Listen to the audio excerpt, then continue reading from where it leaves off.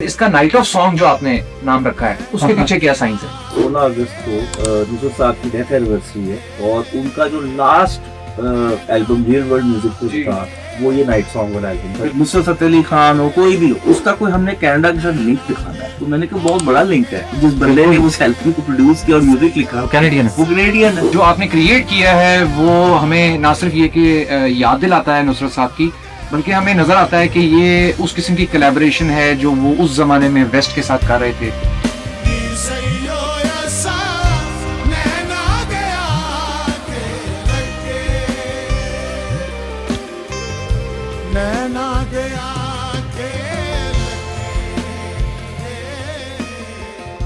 अस्सलाम वालेकुम जी, आईबॉट्स पे मैं इमरान कोटे आपके साथ हूं और आज मेरे साथ एक बहुत बड़ा सरप्राइज है। द वन एंड ओनली निकाल हसन है मेरे पास मौजूद, बल्कि कहना चाहिए कि I am honoured to be here. मैंने सारी ज़िंदगी इनको एज अ स्टार देखा है और हम इनके बहुत बड़े फ़ैन हैं। बचपन से सुन सुन के इनको, बचपन से कहते हुए मुझे एक मजाक याद आ गया कि नूरजहां को भी किसी ने कह दिया था, उनके प्रोड्यूसर ने, कि मैं आपको बचपन से सुन रहा हूँ। तो उनको गालियाँ पड़ी थी इस बात पे कि अच्छा मतलब तुम दूध पीते बच्चे हो।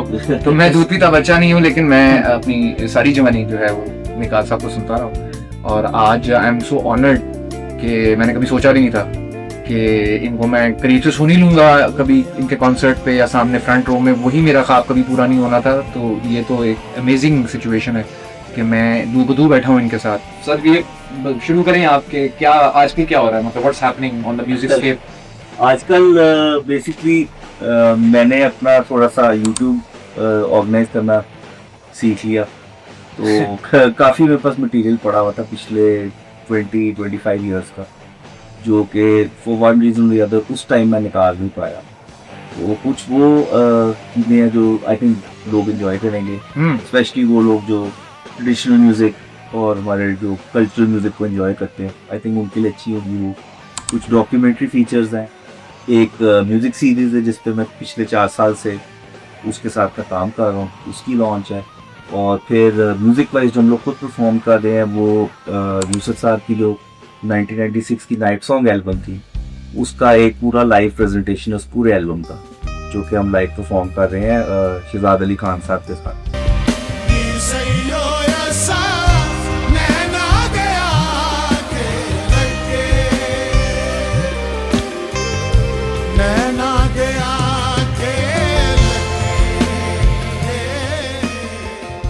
बिल्कुल, ये सोशल मीडिया पे मैंने भी, मेरी भी इसी तरह नज़र पड़ी कि आपने ये काम किया और बहुत अच्छा किया आपने ये काम मंजर आम पे लाया ताकि लोग देखें और महसूस हूँ। मैं तो खुद हैरान रह गया कि बड़ा डीपली आपने इसको स्टडी किया है और आपने बड़ा अच्छा, और जो आपने क्रिएट किया है वो हमें ना सिर्फ ये कि याद दिलाता है नुसरत साहब की, बल्कि हमें नजर आता है कि ये उस किस्म की कोलैबोरेशन है जो वो उस जमाने में वेस्ट के साथ कर रहे थे, मतलब पीटर गैब्रियल, माइकल ब्रूक के साथ। और ये स्पेशली ये नाइट सॉन्ग की जो एल्बम है पूरी, तो मैं वो जर्नी जानना चाहता हूँ कि ये दिमाग में आया कैसे कि, और नाइट सॉन्ग ही क्यों आपने सिलेक्ट की एल्बम, और फिर इसका नाइट ऑफ सॉन्ग जो आपने नाम रखा है उसके पीछे क्या साइंस है?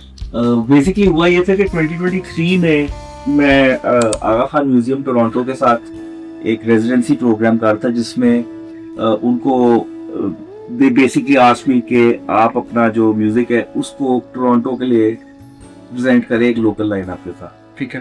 तो मेरा जो पुराना जो काम था जिसमें रब्बा और सजन जो ये वाले जो सॉन्ग्स थे, उस म्यूजिक के लिए एक हमने लाइनअप कनाडा में स्टार्ट किया। जब वो प्रोजेक्ट कंक्लूड हो गया तो जो डायरेक्टर थे उनके प्रोग्रामिंग के, उनसे उन्होंने मुझे म्यूजिक पे टूर करवाया। तो मैंने नोटिस किया कि वहाँ रूमी के ऊपर बहुत अच्छी एक एग्जीबिशन है। I think it's one of the longer running exhibition दुनिया में, मौलाना रूमी के काम के ऊपर, उनकी फिलॉसफी के ऊपर।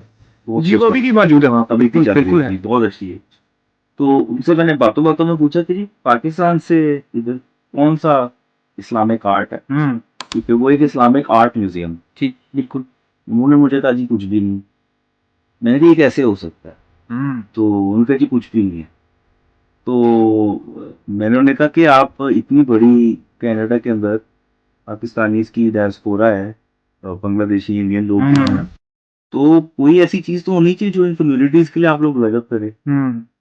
तो उन्होंने मुझे कहा कि देखें मोस्टली जो आर्टिस्ट आगा खान पे आके परफॉर्म करते हैं जी, एक तो मेजोरिटी उनकी जो प्रोग्रामिंग है वो इंडियन सेंट्रिक है। ये प्रॉब्लम हर तरफ से, सिर्फ कनाडा में नहीं है। मैंने उनसे ये सजेशन दी, मैंने कहा देखें कोई कल्चर जो है ना वो एक लिविंग चीज होती है, बिल्कुल म्यूजियम के अंदर रखने वाली चीज नहीं होती। तो अभी लास्ट अभी नुसरत साहब की डेथ एनिवर्सरी आ रही थी, I think it was his 26 death anniversary, और ये कॉन्वर्सेशन मेरी इनके साथ हुई थी दिसंबर 23 में। तो मैंने कहा जी अगस्त को 16 अगस्त को नुसरत साहब की डेथ एनिवर्सरी है, और उनका जो last album real world music पे जी। था वो ये नाइट सॉन्ग वाला एल्बम था, बिल्कुल। 96 में। जी ये आखिरी रिकॉर्डिंग थी जो उन्होंने रियल वर्ल्ड के साथ की थी। उन्होंने रियल वर्ल्ड के साथ एक्चुअली 2 एल्बम्स की थी, एक ये द मस्ट थी और जी। एक ये थी नाइट सॉन्ग, Night- और दोनों माइकल ब्रूक ने प्रोड्यूस की। बिल्कुल। उसके बाद he did not do those kinds of recording. उनकी कवालियां तो release हाँ जी। हुई, लेकिन ये इस किस्म की क्रॉसओवर वर्क्स नहीं हमने सुनी। बिल्कुल तो उनको मैंने कहा कि माइकल ब्रूक जो था वो एक कैनेडियन नेशनल है, जी वो रहता अमेरिका में। जी बिल्कुल तो उसको मैंने कहा कि जो डायरेक्टर था ना, ही सेड के वेल द थिंग इज कि हमारे जो प्रोग्राम है वो स्टेट फंडिंग पे रन करते हैं, तो अगर इसका कनाडा के साथ कोई कनेक्शन नहीं है ना, तो नुसरत फतेह अली खान हो कोई भी हो, उसका कोई हमने कनाडा के साथ लिंक दिखाना है। तो मैंने कहा बहुत बड़ा लिंक है, इससे पता क्या हो सकता था क्योंकि जिस बंदे ने उस एल्बम को प्रोड्यूस किया और म्यूजिक लिखा कैनेडियन है वो कैनेडियन है, और वो टोरंटो का रहने वाला है। जबरदस्त He is one of the best singers in the world.